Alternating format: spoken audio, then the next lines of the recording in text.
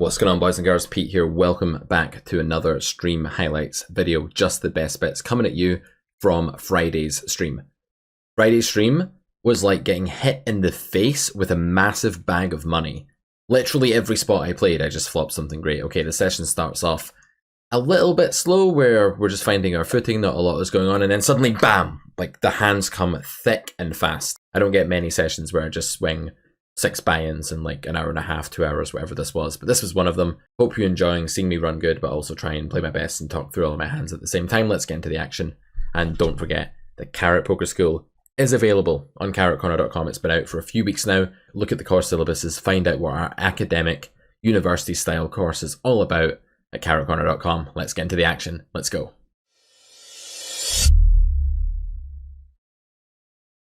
What up, chat? Hello. Hello. It's Pete. It's Friday. It's Zoom time. It's 200s time. Life is good. Okay, let's try and settle into the session. Start of session. You can be a little bit jumpy, nervy, not really found your footing yet, and you know you're not in a flow state yet. That's definitely something that happens to me. So I'm gonna just try and get into flow state as soon as possible, which means shutting the fuck up about non-poker related stuff for a minute. So ace 7 with ace of hearts, I will have a bet frequency. Without the ace of hearts, I'll maybe pure check this combo. Jack 10, I'll do a little bit of 3-bet, just calling this time. And I guess I'll bet range about 45%, 50% on this flop, and I'll bet this hand around 40% of the time. I think with ace of hearts, it's okay. You can like bluff some turns and stuff like that. Without it, I think this is a pure check. That's my understanding of the GTO of the spot. This one, we're not going to be doing anything. We do have multiple backdoor straight draws here, but I think you want a backdoor flush draw as well. Usually this is somewhat close to the sizing. But I'm going to go ahead and fold. And turn is going to be a check. On a non-heart turn, this ace-x is just a bit too far up to want to bet. Villain can check down. So ace 4, ace 5, ace 6, king, queen, king, jack. This means that we have a bit too much check EV to be betting. Always want to compare your check EV with your bet EV in these spots. And easy river check as well, just a little bit too far up here to ever consider betting. Going to lose here pretty often. River, we will have a bluff catch. I actually don't mind having the ace of hearts here, because villain won't be bluffing ace high on this node. That's a bit too far up for them to bluff. So this isn't a bad blocker. Oh, we win. Nice. See, we have a little bit of showdown value. So our bet on the flop is actually like, it's not a value bet, but it's like semi-functional as like a bet where we sometimes increase the pot size and then went, holy fuck, what have they done to all their symbols? What am I looking at? Why have you made it like hieroglyphics? Let me be specific. I want to be down in your South Seas. Why have you done this, stars? Name that song. I'm going to 3-bet this time, but I can call here as well with the pocket Jacobites. Jacks here, I think, pure call. I don't think there's going to be any fold here. It does kind of suck, and I think I can start mixing fold with 10s. I think jacks were always going to want to call, however, so that's what I'm going to do. Okay, so after check on this flop, we do need to find some bluffs. We have like some king jack suited, jack 10 suited, low suited connectors. Do we ever bluff with this hand? I don't think so. So we do have a heart. It wouldn't like completely shock me, but I really don't think we should be betting off in here at all on a board that's terrible for us, and I don't think jacks is ever going to get in there. I could be wrong about that because GTO does some very weird shit sometimes. So villain has kings. This is what villain has. He has 2 kings or a queen, like king queen, or maybe like some kind of ace. I find it very unlikely that there's enough fold equity here if I go bet. I mean, I can chop with like the other 2 jacks sometimes, I guess. I guess I check. I don't really know though. I mean, I think I have enough like 5, 6, stuff like 7, 8 maybe, stuff like king jack. We'll call, but we'll lose to kings. Or ace 10, okay, or flush. Wow, okay. But we didn't lose anything post-flop, really. We'll call just in case of weird shit there. I mean, like, we're going to lose almost always, but I don't know, the odds are like 1,000,000,000 to 1. Maybe we can just fold, but I'm not really in the mood to make that fold right now. It's too early in the session to be folding to like 60 to 1 kind of odds, but yeah. Going to be a range that I think is somewhat underfolded when we start attacking there. So if we start bluffing there, I think like the red pool is probably going to underfold that spot. I could be wrong about that, but that's my feeling. Guys, I really think that poker has been a badly taught subject for a long time. So many courses, training sites out there that give you an absolute medley of different random content day after day. There's no structure, there's no organization. You're jumping from one thought to another by following along with a live play session. There's almost nothing that's created in a pre-prepared academic way, and that's why I was so incentivized to bring you the Carrot Poker School. Not only do we use presentations to make sure that all ideas are actually translated into concepts, figures, graphics and hand examples and give you the right amount of each. But we also make sure that the syllabuses of our courses flow from episode to episode, not moving at a pace that you guys can't handle. The Carrot Poker School is fully comprehensive. It takes you from the start to the end. By the time you've completed grade 3, there's really nothing that you don't know about the theory of cash game poker. This is so much more efficient than just watching training content from a subscription site that bombards you with random stuff every day. The Carrot Poker School will make sure that you learn at the right pace and that there's absolutely nothing missing in your game. We do not bombard you with extra information that you don't need. We just give you everything you need, and that's a lot, and that's why the Carrot Poker School is 33 hours long. We lead you down the path to success gradually and carefully, making sure that you get feedback every step of the way. This is a revolutionary course, guys. I'm incredibly proud to have brought it to you. You can check it out over at carrotcorner.com. You can save £500 today by picking up our full scholarship and learning cash game poker the right way. Roll the 15 here, so we're going to open the 8-7. This is a mixed open. You can open it sometimes. Good to have these hands for the surprise factor. Some weaker players here for sure. Doesn't look amazing. Looks kind of standard for this time of day. This kind of day of the week. Jack 7-3 against an unknown recreational. This normally signifies that they have something, so I don't think calling and expecting them to bluff really frequently is a great play here. I actually like raise against this. It's kind of funny, because if they check, I like checking back, because then all of the air is in their range, but when they donk one big blind, some of the air goes away, because they're a bit more likely to do that with some connectivity to the board than with none. So therefore, we can actually fast play against their range for donking one big blind, but slow play against their range for checking, because the latter is more merged and less polar than the former. Sounds weird, right? But it's true. Usually they don't donk with the absolute top of their range for one big blind, and they also don't donk total air that frequently. It can happen. In that spot, perhaps it was happening. This hand is too good to 3-bet, so we're just going to be calling with the Queen 8. What do I know about this player? Absolutely nothing. I'm going to play small bets on this texture. I'll bet that's more than global. I think global is about 45, 50. Let's go 63, making up numbers here. The reason I'm using small bets here is that we don't have tons of nutty hands on 8-4 deuces big blind, that they still have all of their overpairs. So I think it's a spot where we don't have a big nut advantage, and it is nut advantage. As you will know if you've taken grade 1 of the Carrot Poker School, that governs your sizing. Going to use big C bets on this board. Villain, I don't know. I'm going to assume that they're a reg for now. We'll bet this. Let's go for about 60% of the time. Something like that. Kind of guessing here. Against some recreationals, you can just check this hand. But this is a board where recreational players will be kind of inelastic to your sizing. Like, they won't react that much to your sizing. Because like things like Queen 10 Ace, Queen, Queen 9, Jack X, King X, 5X, flush draw will just call any size. And that's a big plethora of hands. You can overbet this turn. It's slightly thin. On double flush draw, I think it's actually more defensible than it is on single flush draw though. So I will mix it 40% of the time, the rest check. And whether our hand is a value beater or a bluff catcher, meaning a hand that can chop or win against some value bets, or a hand that only beats bluffs, depends on villain's sizing. I think villain can have King 10 here, or King 9. So I think we actually have a value beater. We do block some bluffs with the 10. I think we probably have to call here with this king, but we could mix fold with some slightly worse kings for sure. But if we think our hand is like way up in our range, blocking some value top pairs and 2 pairs, and also chopping with like a value bet, I think there's no folding there unless we think our opponent's under bluffing, and we've not really reached that conclusion. So yeah, we'll lose a ton there, but I think it's going to be a call. Queen 5-3, I'll probably c-bet this not so often, but this hand against a recreational, I just prefer c-bet. I think it's the best play, so we're going to do it. Going to isolate the other recreational player, presumably recreational, maybe not, but for now, guys, don't be like, oh my god, he tagged Kong Ikazi as a fish. Oh, he's one of the biggest winning regs, bro. What are you doing, bro? How can you tag him as a fish? He played 500, bro. Like, don't do that to me. I don't fucking care who he is. I've been over this so many times with you fucking guys. I don't care. Gonna bet here. And this is kind of marvelous, the backdoor of the flush. I'm going to check back on this board. This board is like fairly horrific. Whereas here with ace jack, you can see bet there as well by the position ace jack off. I think check back is fine. And let's go for, this is an annoying spot actually. Let's just pick the normal GTO sizing for our hand. And we can start headed to showdown here with ace jack. Not anymore though. Now it's going to be value betting city. This is one of these spots, by the way, where you're probably just meant to block bet a lot in game theory, but I don't think there's going to be enough bluff raising happening from a 31-0, which is why I just elected to go for very greedy value. I think we have a really easy raise here with the river top pair. Let's do it. Let's go all in. Let's go all in, boys. Let's win a flip. Let's win a flip, boys. Come on. Come on, session. You need to improve. There we go. There we go. 6 big blinds netted in the bag. In the bag, back over to the other table, back to the 2-table view. We are in session here. Queen 6-6. Oh, I checked. I didn't mean to check. I meant to just bet everything.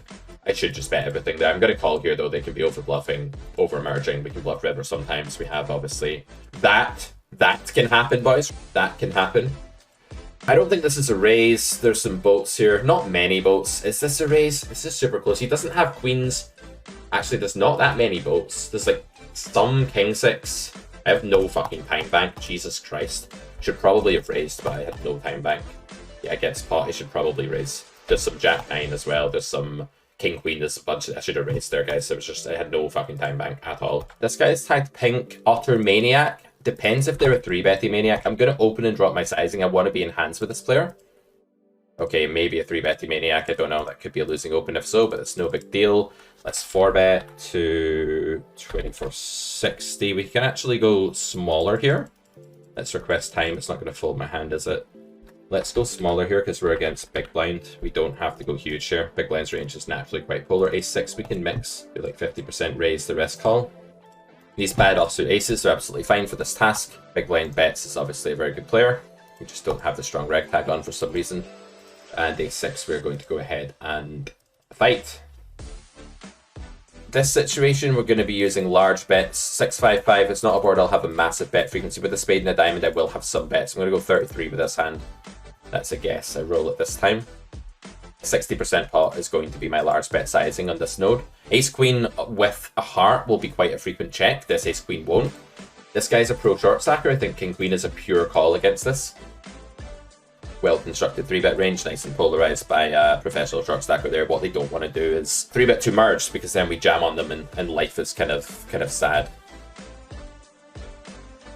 Check again. This is not a hand we're going to bluff with. Now I think it's a candidate. We have a lot of block here. We have overbet. We have big bet. Does this hand just give up? I don't think so. I think the spot is too good for us. We're going to spin the wheel here and roll the block this time. I think this is okay. I think we just have to bluff this combo. There's a ton of like low random pairs here that have just bluffed pre-flop and hit like a 4. There's a bunch of like fellow king queens. There's some other hands folding. I do think we block folding range somewhat. We also block some river jack X, which always calls this sizing, so this can't be too bad. Going to mix the ace jack here. Mostly checking here, some betting on queen 6-4. Sevens is meant to mix fold in this spot. I don't know if he thinks this is overbluffed. I rarely actually use that sizing as a bluff. The reason being you can't use it very often as a bluff, right? I don't know if he thinks I'm overbluffing that size. I don't think I am. I think I'm using it really like on only very high rolls, and we did roll very high there, which is why we picked the block that time, but we're very frequently going to be overbetting or big betting there. Our range has a myriad of different sizes. It's actually a reasonable spot for a range. I think king queen is probably like far enough down on that particular river that we can bluff. I wouldn't bluff a blank river because then our hand would be a bit too far up, I believe. Ace 10 against small blind. I think this is a classic spot where check is really good with a hand like this. It has a ton of showdown. It turns quite nicely. This is obviously a horrible turn, and they do just bet way too often in this spot, which is why if my hand didn't turn as well, I would definitely bet flop because this is just out of line. He is small blind, and so I'm going to fold. If that was big blind, I'd probably just peel the naked ace high there because I feel it's just too overbluffed. Okay, well, whatever. I don't really care about frequencies. Vertigo, right? It's not really important to me. As long as I'm playing a roughly okay strategy. There's not like a magic overlord in the sky that like rains down dollar bills on you if you get the frequencies right. Aha! Ah, Caritas got the frequency within 1.5%.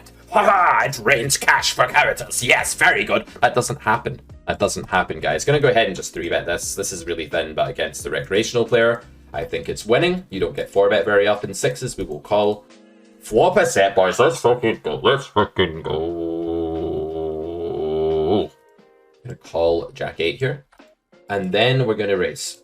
Because this time I'm not gonna deviate here, and this is just a standard raise. Oh, 7.3. Big bets or no bets. Let's bet this on a diamond and a club 55% of the time. Guessing. Guessing up frequencies. Overlord this guy. Give me my money. I got frequency right. Give me my dollars. Rain on me. Slight overbet here. I don't think there's enough 9-7 check calling flop or anything to justify any kind of deviation. Let's go slight overbet jam river. Let's go maniac. We have a tag. We have a note. It says utter maniac. Utter maniac, guys. I mean, got to be a jam, right? Got to be a jam. Nothing else is good here. Aren't enough misdraws and stuff for check to be better here. We also have the 6 of hearts, so that's a showdown value card, so it doesn't really matter. Let's go. No snap is good. Let's get the call, guys. Let's get the call. Let's get the call. There we go. Set over set, baby. He actually slow rolled me there. That's such an obvious call. That's a slow roll. That's not even like that 4-second thing is a fucking slow roll. Like, I'm not even, maybe it's a net roll, but that guy's a maniac. There's no way he's like, as a maniac, I'm considering folding a set. Like, come on, bro. What are you doing? Is there any 4-bet from cutoff with this hand? I think you can 4-bet this from cutoff. Is this the reg? Yes, 1k hands. I think this is a reg. Okay, let's mix. Let's go like 75 call, 25 4-bet, something like that. Jack 6, I don't mind 25%ing this. The 3-bet, something of that nature. Do I have any cold coffee? No. Bet or check here. I'm gonna go make 66 bet with this hand, maybe something like that.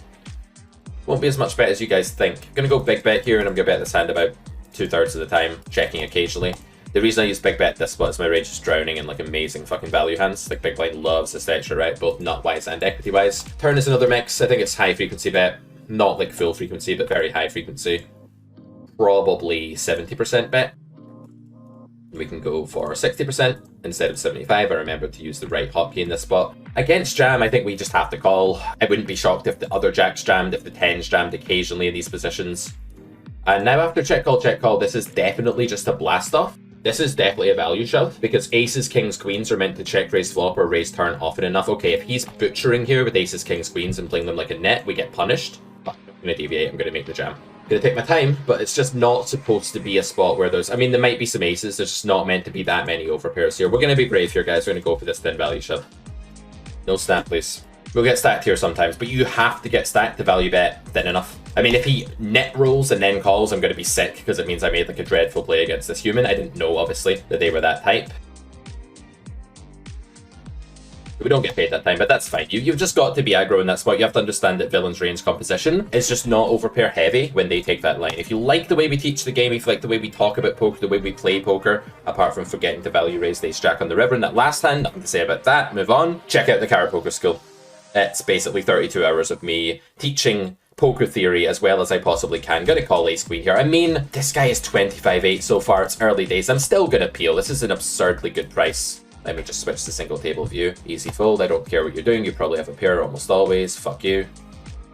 I mean, I'm gonna give him a blue tag. Like, that's probably just a really strong range now. You might be like, this guy's crazy. He jammed the flop. Stop using time back. He just has a really strong range. Like, just get the fuck out of there. What are you gonna do? So yeah, it's about 32 and a bit hours total. There's 33 lectures in total, 10 theory ones, and then 1 exam feedback, 1 for each grade. There's an exam per grade.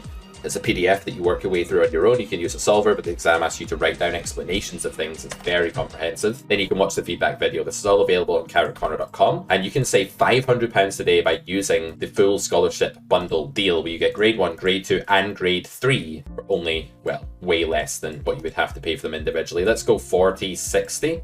Meaning hand will bet about 60% of the time, but range will only bet about 40% of the time. This hand bets more than global, just kind of standard, right? But when you have a gutter with 2 overs, you just don't have a lot of showdown value. You do have some nut potential. You benefit a lot from fold equity. You bet more often than normal. Against a recreational, I will always bet this hand. I will only bet it 60% of the time against the non-recreational.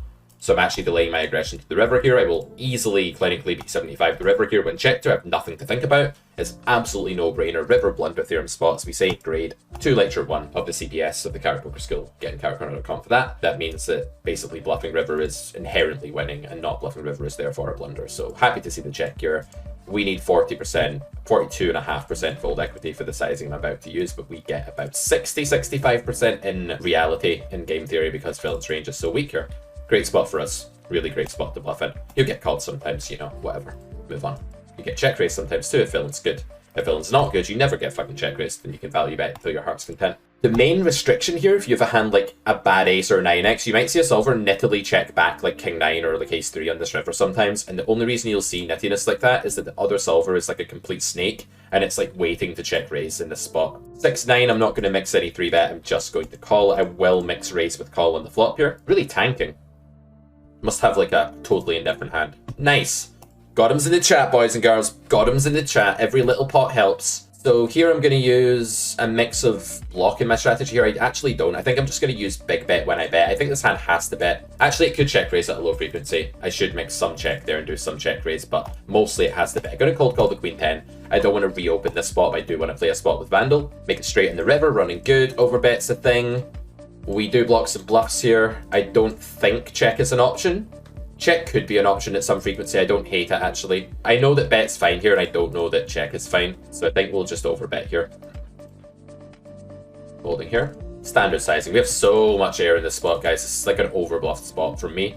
Like, he should be calling all day there, because, like, so many people in my shoes, obviously not us, guys, but some people will just bluff, like, every jack 10 and lose control entirely of their frequencies.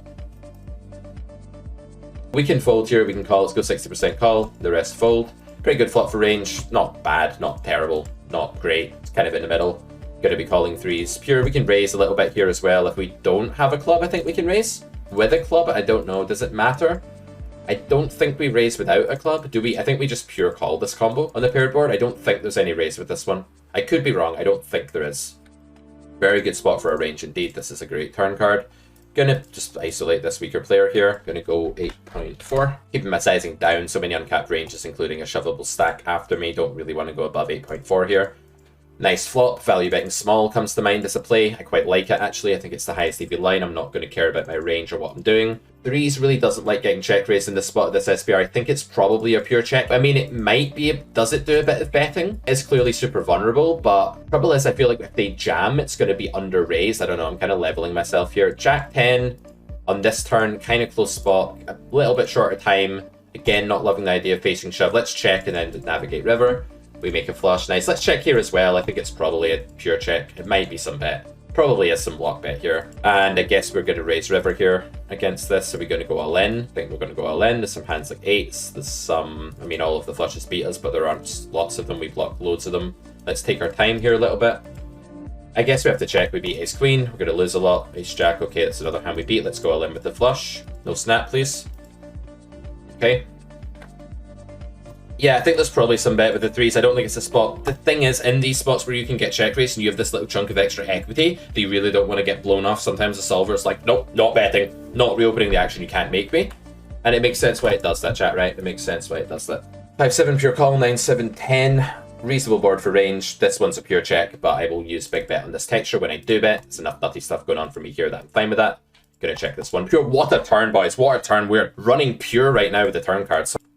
Not going to build a raising range on this card against the sizing. Just going to call and go from there. Keeping all my range together in a neat little chunky cluster. The 9 can big bet turn. It shouldn't very often. I don't expect to see a lot of 9x here. We can probably overbet this node, but with a somewhat capped range, I think we're better off just B75ing this node. I think that's the play. Let's do it. Villain's range is kind of like sneaky uncapped here, out of position. So usually when you just call an earlier street and then reach a node like this, the right sizing is typically, I don't know this player, this could be a recreational, so just 3-bet. If I don't know the player, I just play the hand, because if they're recreational, I'm killing them in EV, right? I'm a beast, and they're like a worm slithering around the ground, and I'm like a bird that's like, ah! So like, given that scenario, I don't really want to not play the hand, given that they're a worm and I'm like a fucking eagle. I need to play the hand, you know what I'm saying? Let's go 9.2. Drop my sizing a little bit on the right hand table. Ace jack, okay, nice hand. Just get a job and play higher, absolutely. Don't play any low stakes. Let's call off 10s, let's go. Kings, nice hand. One time dealer, straight card. Yes, baby, that's even better than a straight card. That's even fucking better. Oh, baby, I love it. Gonna open this table's full of Barbarossa. Remember, that's the plural of Barbarossa. King Jack, I'm just gonna call. I 3-bet this sometimes, but King suck ace is definitely some kind of netty recreational. So let's just try and survive. Let's try and live. Tread some water here. Try not to drown in the horribleness of this guy's range. Easy call. Not gonna raise here. 7-4 deuce. I am going to c-bet quite rarely. This hand will be more than global. Global's like 30. Hand will be like 50. Okay, let's just bet because I don't know what's going on. I just prefer bet. Am I gonna time down? No. Okay, we check call again. He has some ace king bluffs. Very few. Ace 10 off, maybe. If I get very lucky here, he's bluffing. Do I want to turn this into bluff? No, I think call is too good. Let's call. We're going to lose here. He's going to check back aces and we're going to lose. I'm going to bet this like just always, actually, against recreational, because they broke turn too much and my hand can't always handle that. But it's a good betting hand. Yes, please. Yes, please, yes, please, yes, please, yes, please, yes, please. I'm going to mix this. Let's go half and half. I don't really care. Go for 6.5. Seems legit. Go small with uncapped ranges behind me. We just pure call a 4-bet. Really easy spot to play pre-flop. Pure call a 4-bet. Go from there. We do get 4-bet. Okay, let's call. We're not going to deviate here. We don't know the player well enough. We take our time, take our time, take our time, and call. Jack, please. 3, 4, 5. This is the kind of board where villain is so merged. I think you can definitely play raises on this flop, even in these positions, and especially with the Jack of Spades. I'll probably mix, though. I don't think this is a pure raise. Can I play raises here? Let's just make sure on 3, 4, 5. I'm really certain that I can. And I can definitely bet here or check. Like, either one is okay. I think I want to bet this more than global. Let's go global. Like, maybe like 60%. Let's go 75 with this combo. I think this combo does enjoy a bet quite a bit. And we're going to go for third pot in this texture. And you can just go quarter pot and 4-bet pots. But in this texture, where villain has like the extra merginess in their range by having an ace, which they just have very often, I think we want to go this size. And with the Jack of Spades, we're calling off here. Why are they green tagged, though? Do I want a hero fold just based on some random green tag that might mean nothing? I don't think so. I think I have to call. Okay. Glad I didn't listen to the green tag. Nice.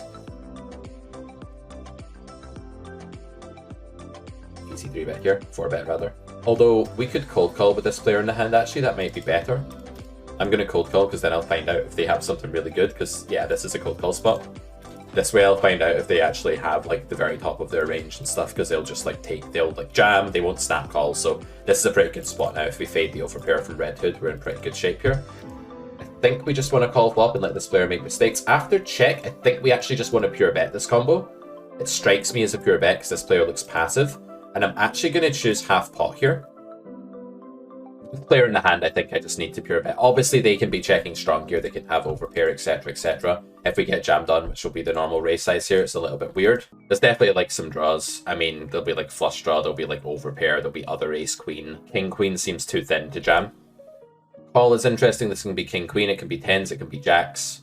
I think this is a check. I think this is just a bit too mediocre here to go for a bet. I mean, they shouldn't really have aces or kings too often though. They do have jacks to go with the tens. They have the queen jack here. This is a close spot. Actually, I think I probably can... Shit, I timed down. I think I probably can jam there. I just timed down. It might be quite a frequent jam, actually, with no diamond blocker.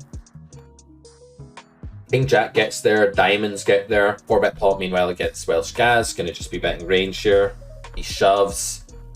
So the bluffs here need to be like, why won't it let me type? So the bluffs need to be like jacks and stuff. I'm just not feeling this. I'm not calling that spot. Definitely not calling that spot. The bluffs just are too weird. They're too weird to find. It's an underbluff node for sure. 10-3 deuce, gonna use big bets. This hand can definitely bet for a myriad of different reasons. Global bet frequency for range is maybe about 40% here. The hand will bet a bit more than that. I think 65. We can mix bet and check here. Not too concerned with it. I think 50-50 is a good mix. Using B75 when I bet.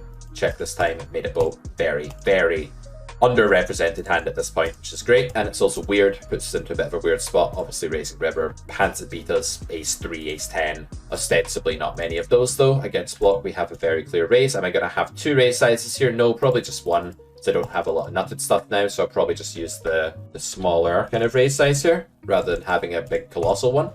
I think this is right. Maybe I have a colossal one actually, but I just have so few boats, I don't think so. I actually don't think so. I mean, if we get jammed on, we're just gonna call, but I'm not loving life or anything. Got on, boys! Pure 4-bet against cutoff. If I was hijack or something, I would mix more call. In sevens, I'm just gonna call here. Worst flop for sevens imaginable. If you can find a worse flop for sevens, tell me. Tell me if you can think of a worse flop than that for pocket sevens. I'm gonna take my time here and try and encourage a spew jam. Who the fuck tanks all the way down here? So if he has like ace 4, I want him to just jam. I'm going to tank down for like 8 seconds. I don't want to use any more of my time bank than that, but it's a little bit of psychology here on Welsh Guys. Of course, if he has aces, it doesn't really matter, right? We're just wasting our time bank for no reason. Hopefully he jams like ace 5 suited. Hopefully he jams like ace queen off or something. Like a kind of fringy jam, because we like have very bluffy timing. I'm making shit up, of course, but what else to say? I'm just going to range bet ace 3. Just no checking here. It's 8-7 deuce. I'll bet this hand around global probably was about 40%, 35% of the time. Checking the rest of the time. I have a very good flop c-bet game. It's extremely tight, I would say. Very unexploitable flop c-bet game, because I've just worked on that spot so much. It's not a big deal though. I mean, at lower stakes, it doesn't even really matter. Getting raised here under the gun versus big blind, villain's basically saying, with this sizing, they're basically saying, is this a double gutter? So I'm just calling. The overbet with double gutter, 6 is good, 3 is good. Yeah, we're just calling. Nothing river, obviously calling the ace 10. Let's just be careful we don't time out here. Spade blocker's okay, it eats up some outs, it blocks some bluffs, it's a mixed bag of stuff. Obviously just following the river now with ace 4. But checks, I think I just want to use big bets here. Like, why do I want to use small bets? I can bet this hand for sure. 60 bet with a spade. I think we bet a bit more with a spade. Yeah, let's use big bets here. River's going to get really close here if he check calls. If he check raises, it's just like a fucking terrible spot. It's like a break-even spot. Easy check on the heart with this kicker. The heart simplifies things somewhat there. Certain river cards are like close between value bet and check there. That one is just pure check. That one's an easy one to play. I'm glad that heart came, because other cards there I'd be like, fuck, I don't know if it's the value bet. Yes, boys. Is this a pure flop raise? I think it probably is. The bottom set here on a board that's so mergy for villain. I think raise is better in practice. I'm going to raise here. By face. I mean, you really shouldn't bet a lot here. People love to just open the action by betting. They're just like, I bet because I don't know how to play flops. I mean, if you do bet, this is an okay sizing though. I think we just go small, like 25.6 actually.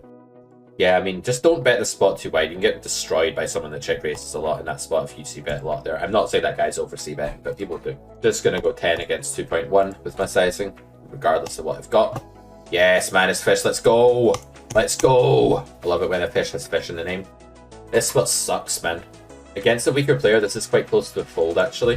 There's so much domination here. I'm going to jam my kings. Do I even want to call here against 2013? I'm actually just going to fold against this stack. That's so disgusting, right? I'm going to do it, though. Queen 8-5, not amazing board for range with 2 set makers, 3 set makers, actually. Let's say, like, 40 for range hand. Let's say 65 with the club. Small bets if I bet, but yeah, we do some checking there for sure. This is where I get stacked, by the way, and wish that I rat hold sooner. It's a very good turn card.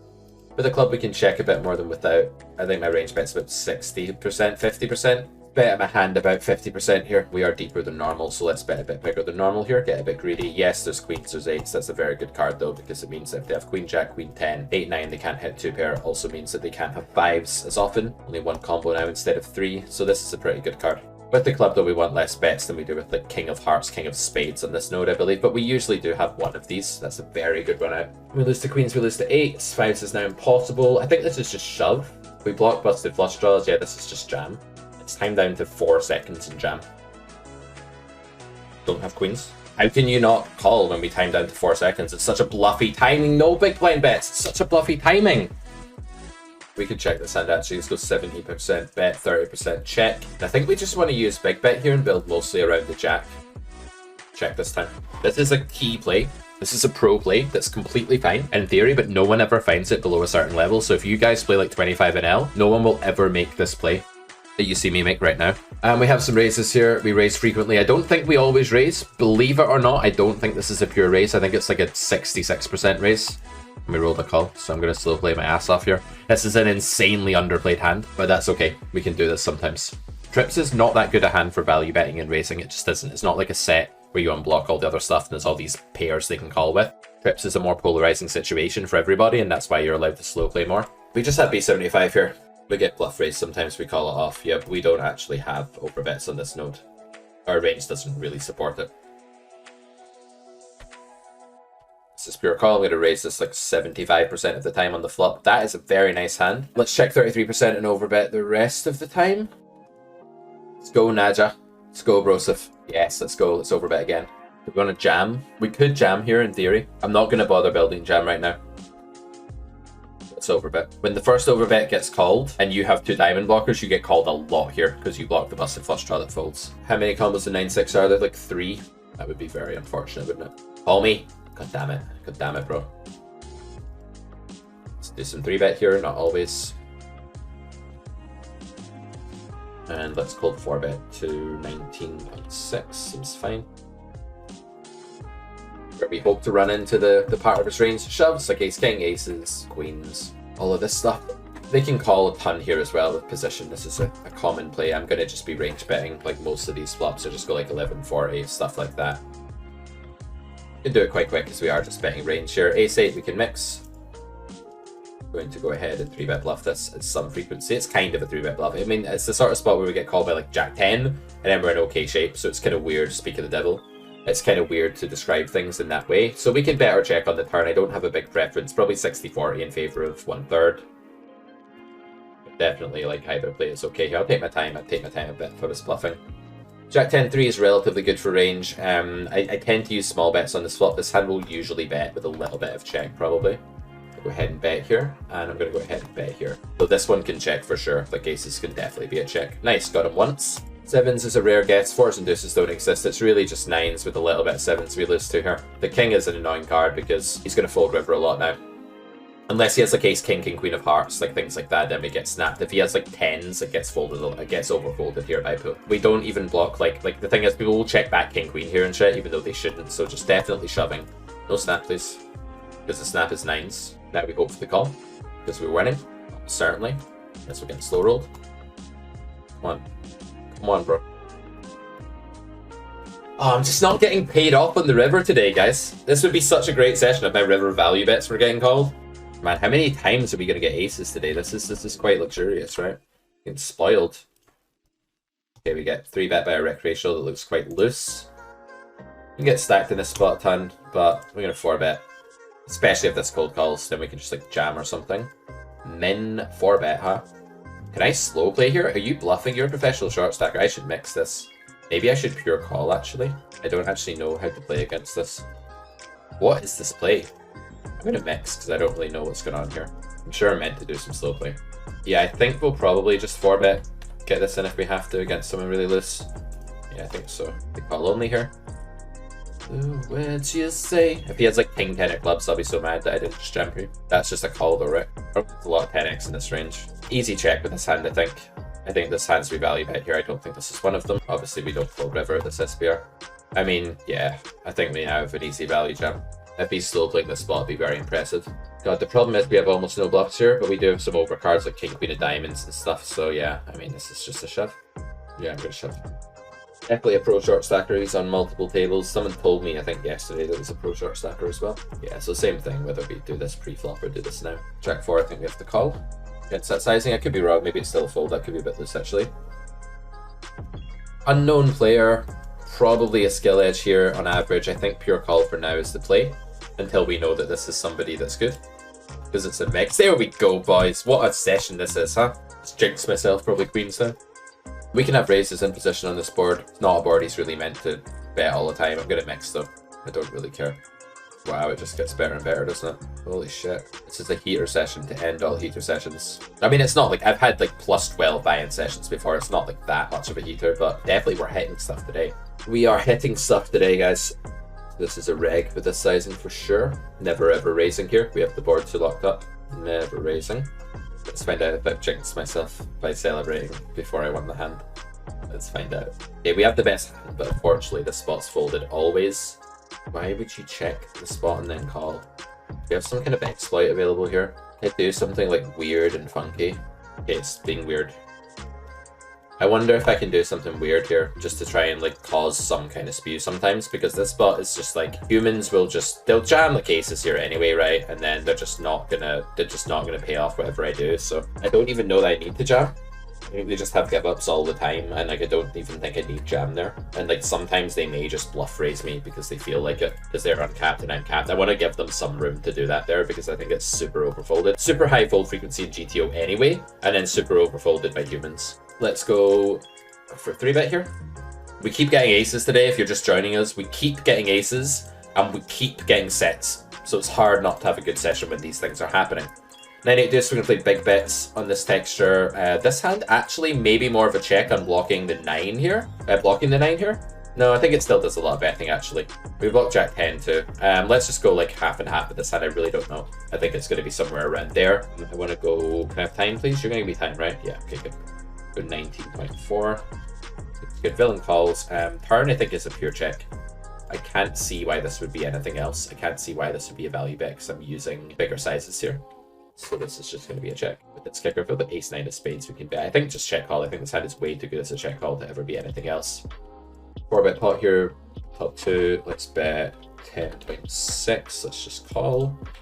Very good. Well, yeah, very good bluff catch here because the Jack 10 that will bluff the river will not be the spade 10 usually. And the queen 10 will be the queen 10 of diamonds, queen 10 of clubs. So always check calling river there. Some checks and bet with this. I think it has to be a mix. I'm going to bet 60% of the time, I guess. I don't know what the frequency is, but I think this is fine. Check is also very tempting with this hand blocking a queen. I'm blocking something like king jack. It's king 10, I think, not really. Ace jack. Let's just paste this off. Just a value jam, I think. This just decreases the error prevalence in villain's range, making us just want to value shove against ace jack ace king. Jack should be gone by now. I should maybe take my time a little bit there. That was a little bit trigger happy, but oh well. 8.4. Whatever. There's people behind me here. I just don't like going big when this is the case. How many times are we going to get aces though, chat? Seriously, are we going to range bet queen jack 7? Yeah, I think we do just range bet this board. I don't think we worry about it too much. Maybe it's like 70% GTO, but I don't care. When I range bet, I don't mind going a bit quicker. I don't even care if they know. In fact, I want them to think I'm range betting when I have pocket skyscrapers. We've not really been able to lose today. It's just kind of gone up the whole way. Yeah, 6 buy-in session, $1,200 session. Life is good when you run like that. Look at that red line. Just like, you can't really lose red line when you always have the nuts, right? It's kind of impossible. So if you like the way we play, the way we talk, the way we coach poker here, then head over to carrotcorner.com and go ahead and pick up the Carrot Poker School, and it will be your guru, it will be your guide. It's a repertoire for life. It's a lifetime course. You will never need anything else to teach you cash game theory. Head over to the Carrot Poker School page of carrotcorner.com and grab it. And yeah, thank you guys. It's been a pleasure. See you next time. Later, guys.